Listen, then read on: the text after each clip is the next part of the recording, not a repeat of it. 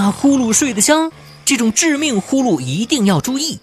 朋友们，你以为打呼噜是睡得香吗？据中国睡眠研究会所发表的2021中国睡眠白皮书显示，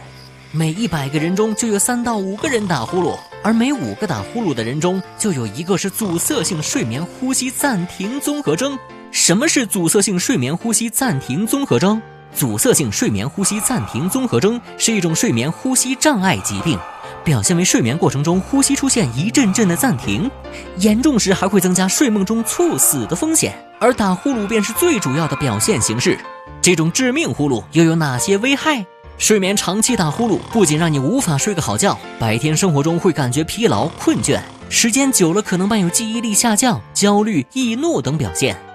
同时还造成血管内皮的损害、炎症反应等，引发高血压、冠心病、心肌梗死、心力衰竭、心律失常、血栓形成、脑卒中等等，严重还会引发糖尿病、高血脂、肥胖等一系列问题。阻塞性睡眠呼吸暂停综合征该如何科学改善？医疗上，对于保守治疗无效、鼻腔通气较好患者，可以尝试口腔矫正器或者正压通气治疗。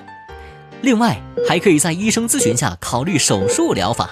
但手术不一定能完全解除梗阻，一部分患者术后还是需要借助家用呼吸机进行治疗。但大多数打呼噜都是肥胖造成的，最重要的是控制体重，保持一定运动量。